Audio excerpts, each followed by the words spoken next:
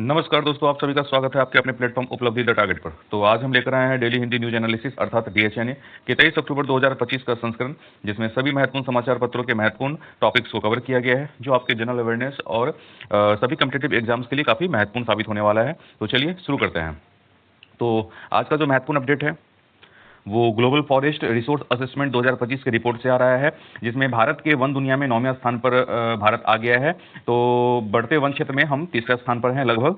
तो आप देख सकते हैं दोस्तों कि पहले स्थान पर रूस है, दूसरे स्थान पर ब्राजील है, तीसरे पे कनाडा है, चौथे पे अमेरिका है, पांचवें पर चीन है। इसी प्रकार 9वें स्थान पर भारत है और 10वें स्थान पर पेरू है। तो दोस्तों भारत के बांस के जंगल की दुनिया में भारत का जो पोजीशन है वो नंबर 1 पर है, और जंगल की लकड़ी निकालकर खपत करने के मामले में भारत नंबर 2 पर है। तो बांस में आप देख सकते हैं कि दुनिया के 33 देशों में बांस के जंगल है। इनमें भारत में 1.18 करोड़ हेक्टेयर और चीन में लगभग 85 लाख हेक्टेयर बांस के जंगल है। वहीं पर दोस्तों जो फर्नीचर व कागज बनाने के लिए लकड़ी का जो खपत है, इस मामले में भारत दुनिया में दूसरे पायदान पर है। दूसरा महत्वपूर्ण खबर आ रहा है कि जो मेहुल चौकसी हैं, जो फिलहाल अभी बेल्जियम में कैद में है, तो उनके ऊपर वहां जो सुनवाई चल रही है कोर्ट में। तो बेल्जियम से लाए जाने के बाद हीरा कारोबारी मेहुल चौकसी को अब मुंबई के आर्थर रोड जेल के एक बैरक में रखा जाएगा, और उसका जो फोटो है दोस्तों वो सामने आया है। और ये जो फोटो है ये दरअसल बेल्जियम में ही कोर्ट में पेश किया गया, ताकि बेल्जियम के कोर्ट को बताया जा सके कि भारत में जो सुनवाई होगी वो बिल्कुल निष्पक्ष होगी। तो बेल्जियम के कोर्ट का टिप्पणी इस पर आया है कि भारत में चौकसी को निष्पक्ष सुनवाई से वंचित किए जाने या दुर्व्यवहार का खतरा नहीं है। मेहुल चौकसी के ऊपर पंजाब नेशनल बैंक से लगभग 13,850 करोड़ रुपए के घोटाले का आरोप है। और आप देख सकते हैं कि अब मेहुल चौकसी को भारत में मुंबई के आर्थर रोड जेल में जहां रखा जाएगा, तो वहां जेल का जो फोटो है वो आपको यहां पर दर्शाया गया है। तो दोस्तों इनके लिए बहुत ही वीआईपी अरेंजमेंट किया गया है। तो ये लगभग 12 सुविधाओं से लैस होंगे। 500 वर्ग फीट का बैरक है, उसके अंदर एक कमरा होगा, अटैच टॉयलेट और वॉश एरिया है, काफी चौड़ा गलियारा भी होगा, खिड़कियों पर मच्छर की जाली भी लगी हुई है दोस्तों। तो ये एक महत्वपूर्ण अपडेट है। इसके साथ ही एक अगला अपडेट आ रहा है दोस्तों कि सहारा की जो अर्जी है वो कोर्ट ने खारिज कर दिया है, और ईडी की कार्रवाई को बिल्कुल वैध बताया गया है। तो आप सभी को पता है दोस्तों कि सहारा समूह के ऊपर भारत के लोगों ने काफी भरोसा किया था, लेकिन सहारा समूह के ऊपर मनी लॉन्ड्रिंग के मामले में केस की जांच चल रही है। और इसके साथ ही जो यहाँ पर कोर्ट का टिप्पणी आया है, उसने बोला है कि एक एफआईआर नहीं बल्कि पूरे के पूरे पैटर्न की जांच जरूरी है।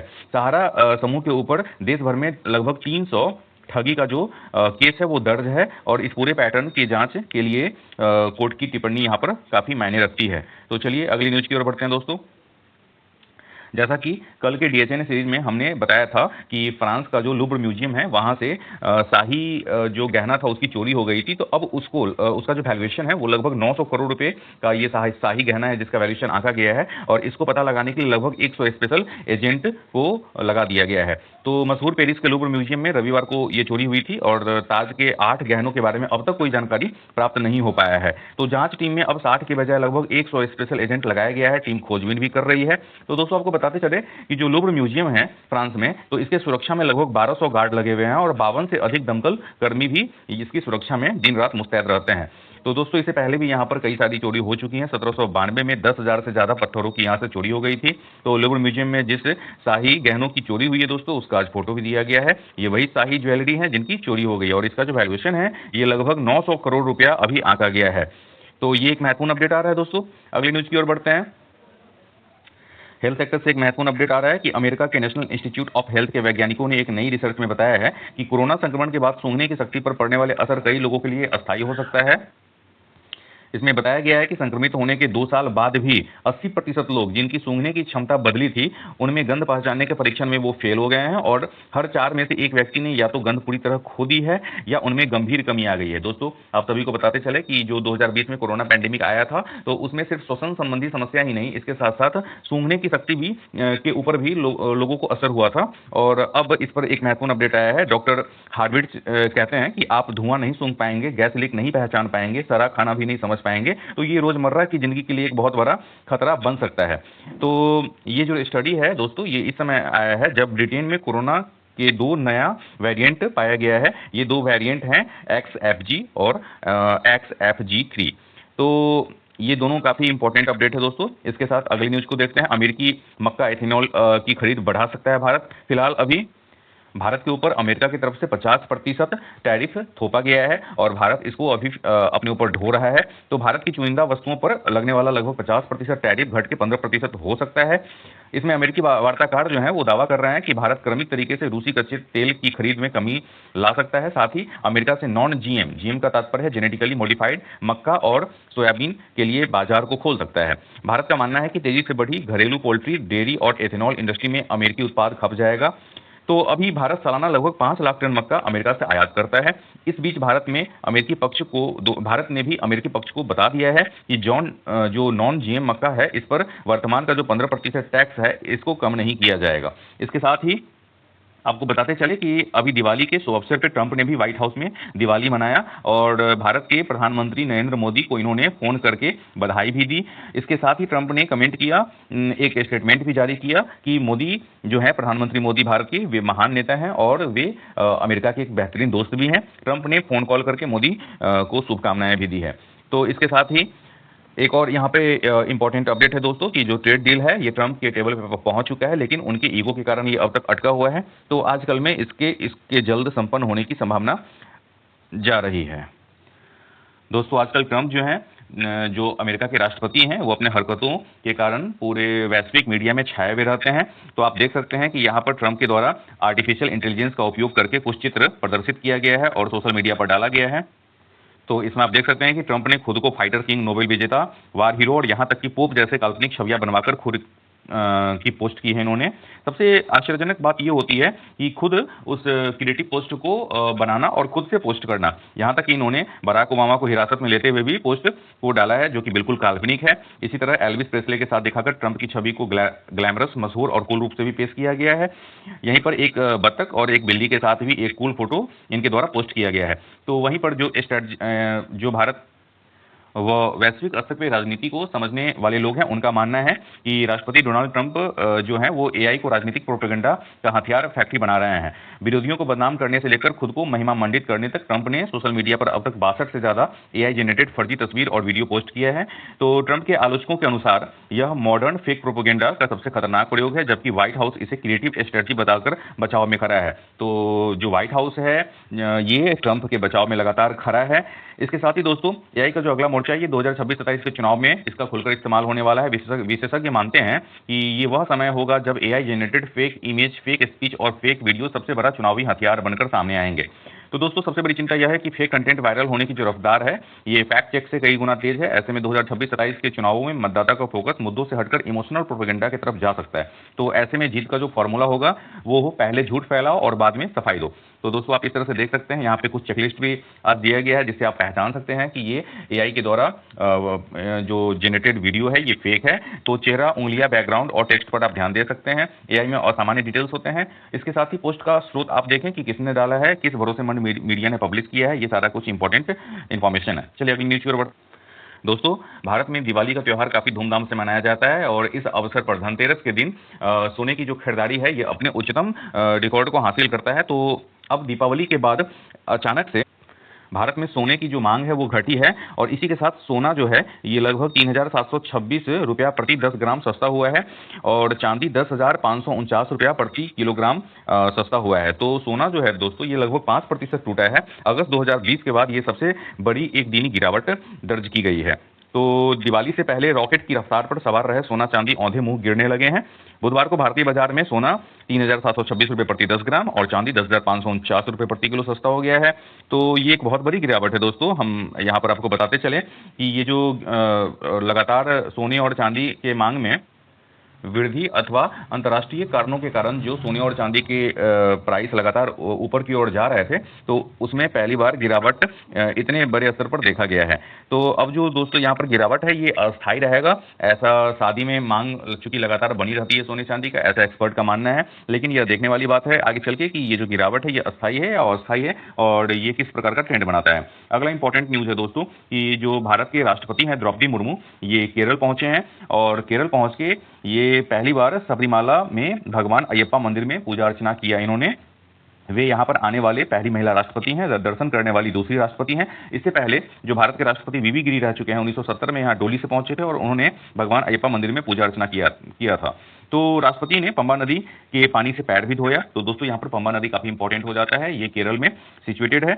और इसके साथ राष्ट्रपति सिर पर पवित्र पोटली रखकर विशेष वाहन से मंदिर पहुंचे। इसके बाद 18 पवित्र सीढ़ियां चढ़कर वे अयप्पा मंदिर में पहुंची और उन्होंने दर्शन भी किया। इसके साथ ही एक और यहाँ पर न्यूज कवर किया गया दोस्तों कि हेलीपैड में उनका जो हेलीकॉप्टर है उसका पहिया धंस गया था। तो ये एक महत्वपूर्ण सुरक्षा चूक हुआ है। तो इस पर जो हमारी सुरक्षा एजेंसी है वो लगातार ध्यान रखी हुई है और इसमें सुधार किया जाएगा। बांग्लादेश से भी एक इंपॉर्टेंट न्यूज आ रहा है यहाँ पे कि 15 सैन्य अफसरों को जेल हो गया है और हसीना को पकड़ने का जो आदेश है ये बांग्लादेश के अंतर्राष्ट्रीय अपराध ट्रिब्यूनल ICTBD ने बुधवार को जारी कर दिया है।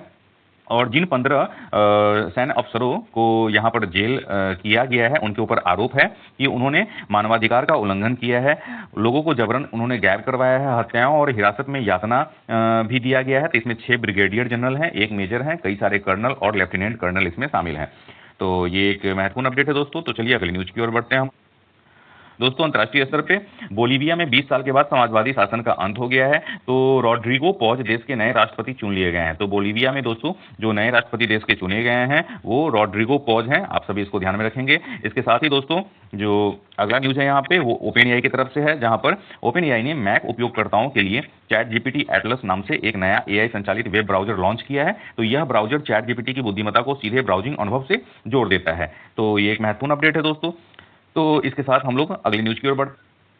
दोस्तों वैश्विक स्तर पे अमीर भारतीयों के लिए जो एक पैटर्न है वो अब बदलता हुआ दिखाई दे रहा है, क्योंकि एक जो नया रिपोर्ट आया है हेनले एंड पार्टनर्स की रिपोर्ट, इसके मुताबिक जो उच्च संपत्ति वाले पारंपरिक निवेशों से हटके उन देशों में निवास और नागरिकता ले रहे हैं जो संकट झेलने में सबसे आगे हैं। अर्थात इसमें स्विट्जरलैंड, सिंगापुर और कैरिबियन राष्ट्र आते हैं।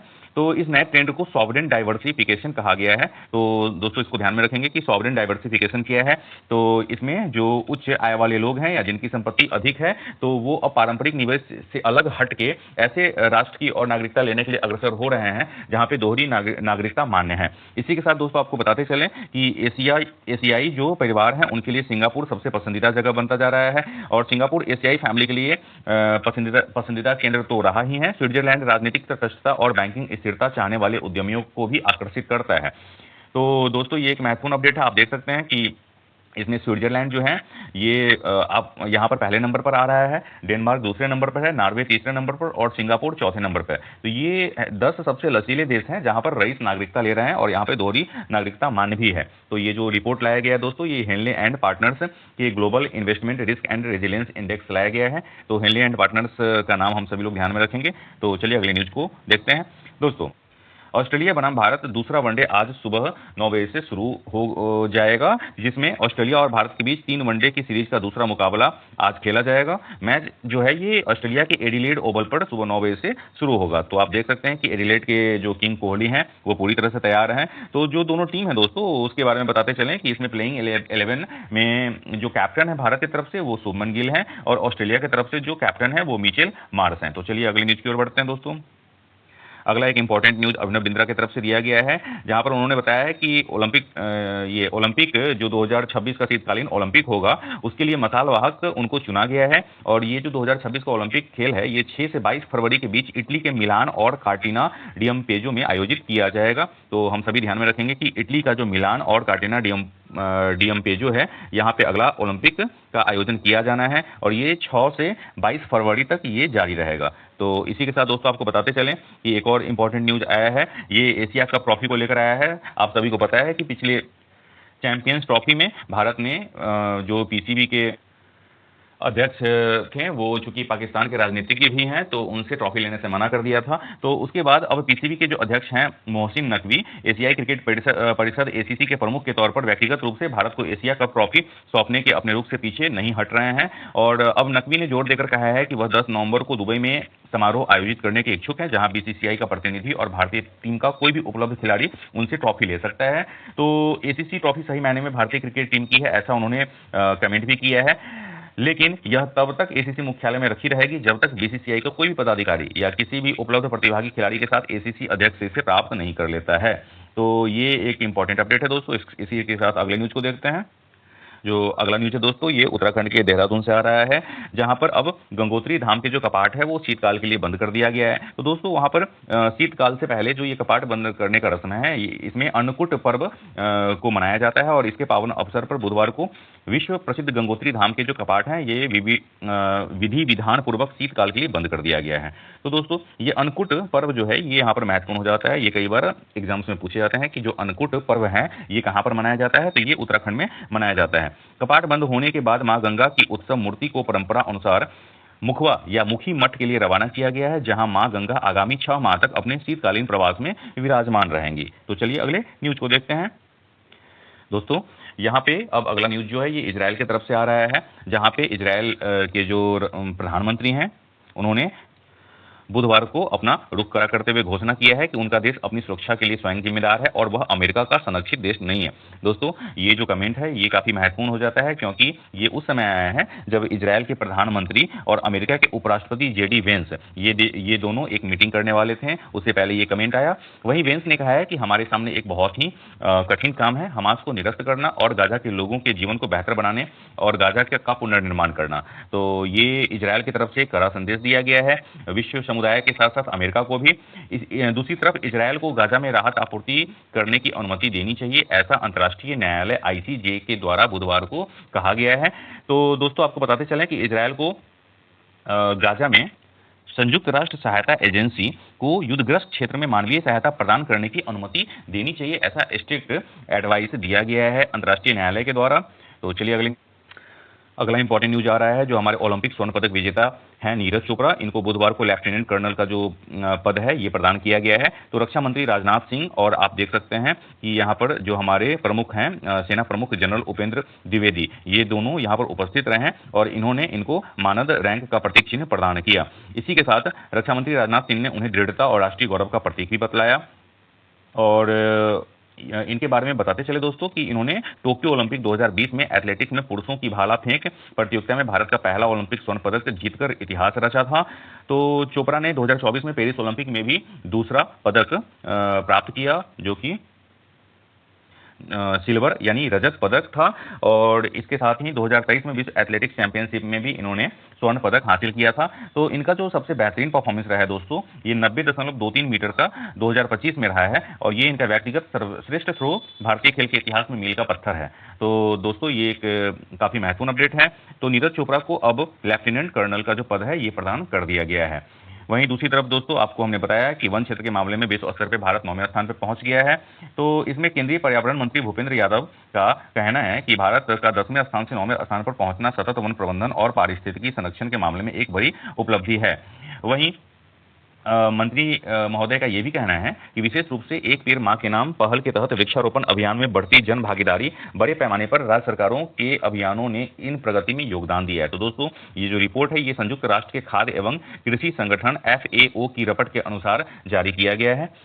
तो ये एक महत्वपूर्ण रिपोर्ट है। इसी के साथ दोस्तों अमेरिका की तरफ से भी एक इंपॉर्टेंट न्यूज आ रहा है कि अमेरिकी राष्ट्रपति डोनाल्ड ट्रंप ने लगभग धमकी भरे अंदाज में चीन के राष्ट्रपति शी जिनपिंग को बताया है कि वाशिंगटन के साथ निष्पक्ष व्यापार समझौते अगर नहीं होता है तो उसके चीन के ऊपर लगभग 155% शुल्क लगा दिया जाएगा। तो दोस्तों वर्तमान में अभी चीन के ऊपर 55% शुल्क लगाया गया है, तो इसको बढ़ा के 155% 1 नवंबर से करने की जो धमकी है ये डोनाल्ड ट्रंप महोदय के द्वारा दिया जा रहा है।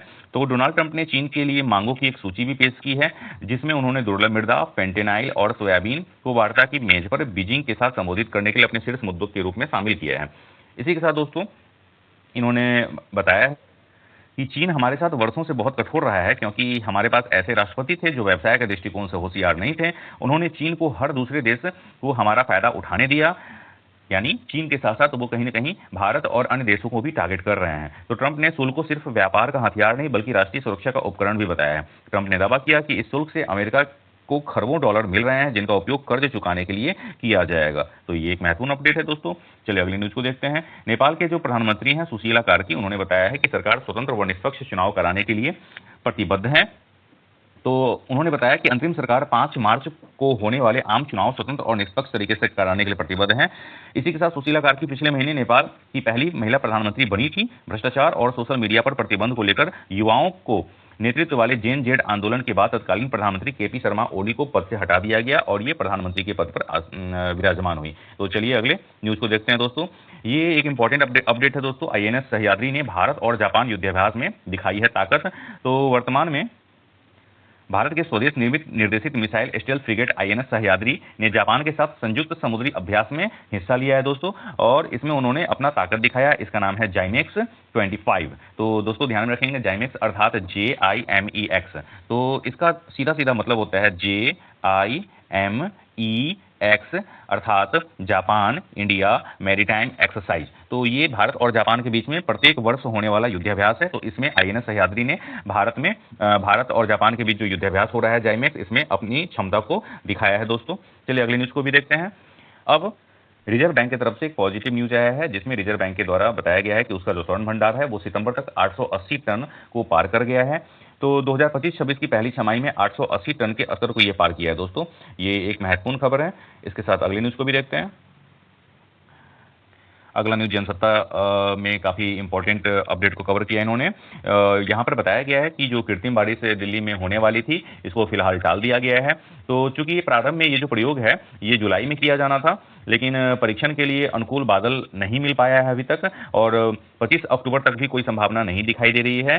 तो यहाँ पर जो आईआईटी कानपुर हैं, इनके द्वारा बताया गया था कि जैसे ही हमें उपयुक्त बादल दिखाई देगा हम तुरंत परीक्षण शुरू कर देंगे। तो दोस्तों हम आपको बताते चलें कि कृत्रिम वर्षा प्रयोग के रसायनों का छिड़काव करने के लिए जो उपकरण से सुसज्जित एक विमान है, ये भारतीय प्रौद्योगिकी संस्थान आईआईटी कानपुर की एक टीम की देख में मेरठ में तैनात है। और चूंकि सरकार की कृत्रिम बारिश परियोजना विभिन्न कारणों से पहले भी कई बार स्थगित हो चुकी है, तो परीक्षण पहले चूंकि जुलाई में आयोजित किया जाना था, लेकिन मानसून, बदलते मौसम, गड़बड़ी और अब उपयुक्त बादल की कमी के कारण इसमें देरी हो रही है। तो परीक्षण के लिए अब तक कोई तारीख तय नहीं की गई है और उपयुक्त बादल का इंतजार किया जा रहा है। जैसे ही उपयुक्त बादल वातावरण में उपस्थित होगा तो ये परीक्षण भारत में पहली बार संपन्न कर लिया जाएगा। तो चलिए अगली न्यूज को देखते हैं। दिल्ली हाईकोर्ट की तरफ से एक इंपॉर्टेंट टिप्पणी किया गया है, जिसमें बताया गया है कि अनुसूचित जाति और अनुसूचित जनजाति समुदाय के लोगों की भूमि पर गलत कब्जे या बेदखली से संबंधित SC/ST अधिनियम के प्रावधानों का इस्तेमाल किसी बैंक को उसके वैध गिरवी अधिकारों का इस्तेमाल करने से रोकने के लिए नहीं किया जा सकता है। तो दोस्तों ये एक महत्वपूर्ण कमेंट है दिल्ली कोर्ट के द्वारा, जहां पर SC/ST अत्याचार रोकथाम अधिनियम की धारा 3A F और G को ये इन्होंने बताया है कि ये बैंक के ऊपर लागू नहीं होगा, जहां पर जो बैंक है वो अपनी वैध गिरवी के अधिकार को प्रयोग करता है अपने संपत्ति के रिकवरी के लिए। तो चलिए अगली न्यूज को देखते हैं। दोस्तों अगला जो न्यूज है हमारा वो अमेरिका से आ रहा है कि जब H-1B वीजा के लिए $1 लाख शुल्क लगाने की घोषणा हुई थी, तो उस पर खासा विवाद शुरू हो गया था और इस फैसले के लिए दुनिया भर में ट्रंप की आलोचना भी होने लगी। तब इस फैसले में बदलाव करके अब कुछ राहत दी गई है और नया शुल्क नए आवेदकों के लिए लागू होगा, ऐसा बताया गया है। अब ट्रंप प्रशासन ने इस संबंध में कुछ बिंदुओं को स्पष्ट किया है कि किन्हें यह शुल्क देना होगा, उसे चुकाने की प्रक्रिया क्या होगी और इसमें छूट के लिए आवेदन कैसे किया जा सकेगा। दोस्तों आपको बताते चले कि जो प्रवासी नियम था, इसमें ट्रंप प्रशासन के द्वारा लगातार बदलाव किया जाता रहा है और इससे सबसे अधिक भारतीय छात्र और भारतीय प्रवासी जो थे वो प्रभावित थे, क्योंकि अमेरिका जाने वाले लगभग जो 100% प्रवासी होते हैं उसमें 70% के आसपास भारतीय हैं। तो भारत के लोगों के लिए एक पॉजिटिव न्यूज है। इसी के साथ आज समावेशी विकास की राह की मुश्किल, इस पर एक महत्वपूर्ण आर्टिकल आया है रविशंकर जी के द्वारा, और इसका जो मेन PDF है इसको हमने डिस्क्रिप्शन में टैग कर दिया है। यदि आप इसको पढ़ना चाहें तो आप डिस्क्रिप्शन में इसको देख सकते हैं। तो चलिए अगली न्यूज की ओर बढ़ते हैं। दोस्तों बिहार में SIR संपन्न हो चुका है और अब बिहार में चुनाव की भी घोषणा हो चुकी है। तो आचार संहिता लागू होने के बाद अब भारत निर्वाचन आयोग जो है वो एक तरफ जहां बिहार में चुनाव की तैयारी में जुटा हुआ है, वहीं दूसरी तरफ पहले चरण में राष्ट्रव्यापी पुनरीक्षण की जो कवायद है इसको चालू किया गया है। और अब असम, तमिलनाडु, बंगाल, केरल व पुडुचेरी में भी SIR की तैयारी चल रही है, जहां पर 2026 में चुनाव होना है। तो निर्वाचन आयोग के शीर्ष अधिकारी में एक मजबूत राय यह है कि SIR को चरणों में किया जाना चाहिए, तो जिसकी शुरुआत उन राज्यों से होनी चाहिए जहां अगले साल विधानसभा चुनाव होना है। असम, केरल, पुडुचेरी, तमिलनाडु और पश्चिम बंगाल में विधानसभा चुनाव 2026 में होना है। तो यहाँ पे अब SIR शुरू किया जा सकता है। तो दोस्तों ये एक महत्वपूर्ण अपडेट है। SIR को लेकर लगातार काफी विवाद भी रहा है, लेकिन सुप्रीम कोर्ट ने अपना जो अंतिम निर्णय है उसके बाद इस पर जो लगाम है वो लगा दिया है और अब ये विवाद थम सा गया है। तो चलिए अगली न्यूज की ओर बढ़ते हैं। अगला जो न्यूज़ है वो दोस्तों ट्रंप ने मोदी से बात की है और कहा कि व्यापार और तेल के मुद्दों पे चर्चा हुई है। तो 1 महीने के भीतर प्रधानमंत्री नरेंद्र मोदी और अमेरिका के जो राष्ट्रपति डोनाल्ड ट्रंप हैं, इनके बीच तीसरी बार बातचीत हुई है और इस बातचीत के आधार पे जो ट्रंप हैं, उन्होंने घोषणा कर दिया कि व्यापार और तेल के मुद्दे पे लगातार बातचीत हो रही है और बहुत जल्द ही अब हमारे बीच जो समझौता है, वो लागू हो जाएगा व्यापार को एवं टैरिफ को लेकर।